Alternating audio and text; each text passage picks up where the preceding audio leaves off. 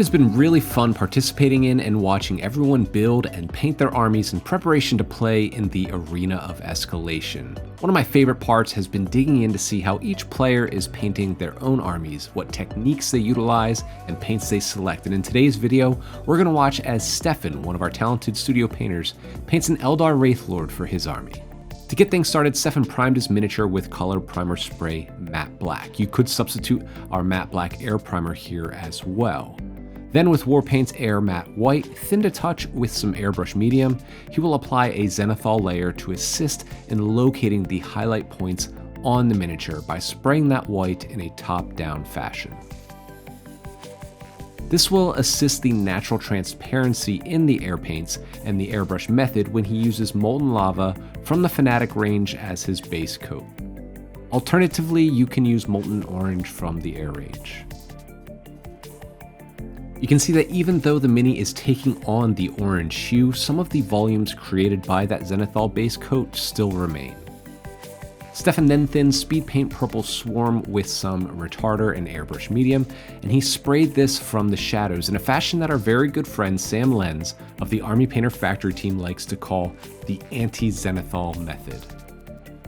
Purple being a natural contrasting color to orange will really help to push the contrast and vibrancy of the orange base tones.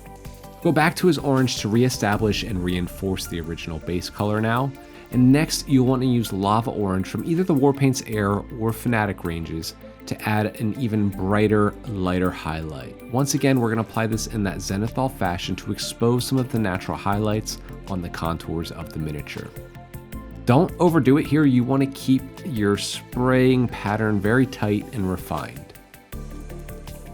Now follow that up with an even more refined airbrush highlight of Inner Light. You can also use Incursion Orange if you're sticking with the air range.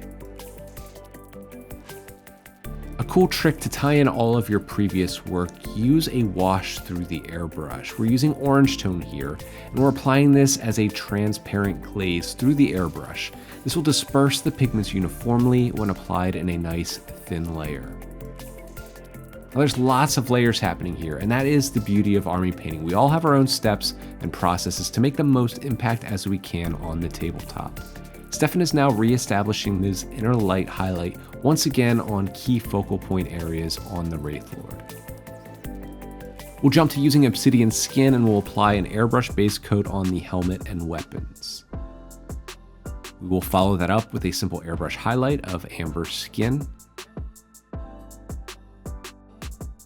And we'll build up a gradient to pure matte white from the Warpaints Air range, which we'll use on the loincloth and tabards as well.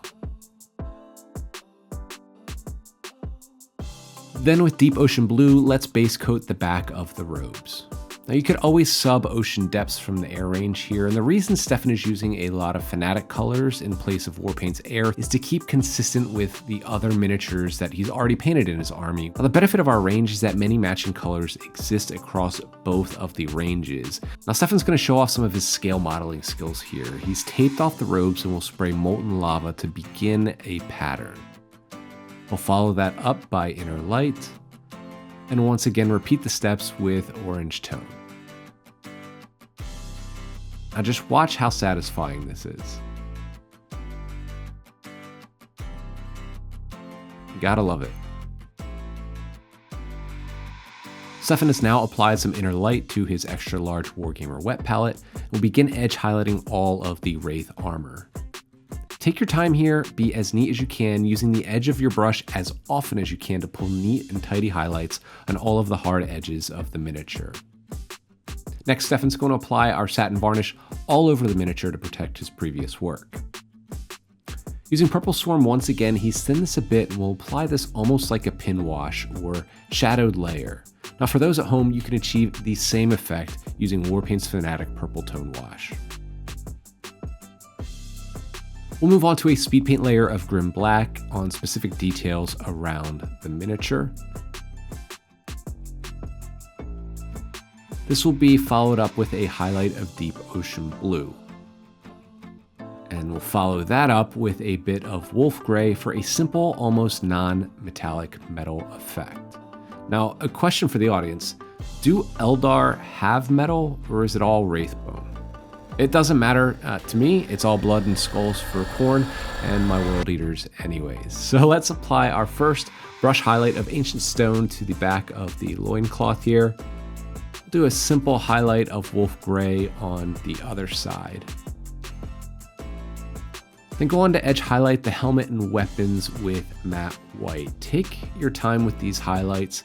The neater that you can be, the cleaner and more elfish the effect will end up being when you're done.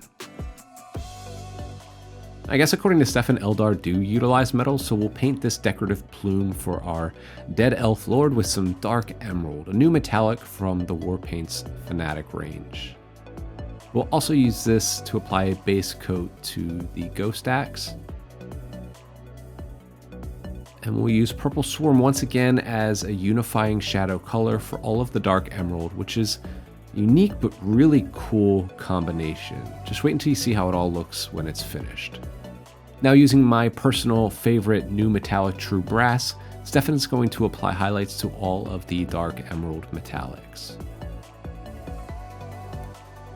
Once he's finished, he'll thin down Obsidian Skin with our Warpaint Stabilizer and begin shadow glazing the axe blade to really give it that Wraithbone appearance. Much like the helmet, he will apply the first layered highlights with Amber Skin, thinned again with the Warpaint Stabilizer.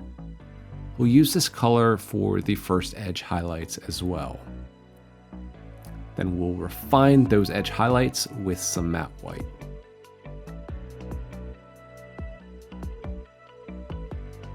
Anytime you're creating gradients or blends, whether you're using an airbrush or bristle brush, this tutorial helps to display that when you use repeated layers and overlapping layers, it helps to make and create more seamless blends. And that's exactly what Steffen is doing here as he works back and forth with those three colors to refine that final look of the blade.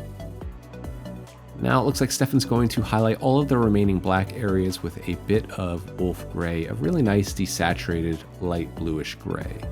Then we'll grab a new color for this tutorial, and I like the choice here, Diabolic Plum.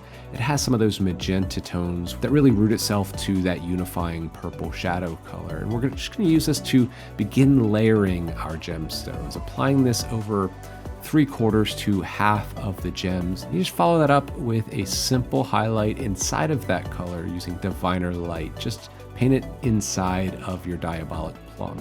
Now, does everybody save their gemstones for last? Probably so, but we're not done just yet. Steffen has to finish his base. He'll start with a zenithal of white before an airbrush layer of Obsidian Skin. Then, using Zombie Flesh from the Warpaints Air range, we'll apply this in a zenithal fashion. We'll apply a white dry brush all over those previous layers using our Masterclass Medium dry brush. Then Ochre Clay Speed Paint is employed through the airbrush as a tint to the entire base. And once that's dry, Steffen will apply a dry brush, this time using Ancient Stone with those dome-shaped goat hair Masterclass dry brushes to simply and realistically establish some highlights over the base. I'll base coat the rim black before using Speed Paint Gilly Dew over some ferns. Now, before adhering those ferns to the base, Steffen elected to stipple some Charming Chartreuse to create an overgrown and mossy effect on the base, and I think this is a really class move here. Then, after reassembling his Wraithlord and the ferns on the bases, we'll apply some gloss varnish to all of the gems and call it a day.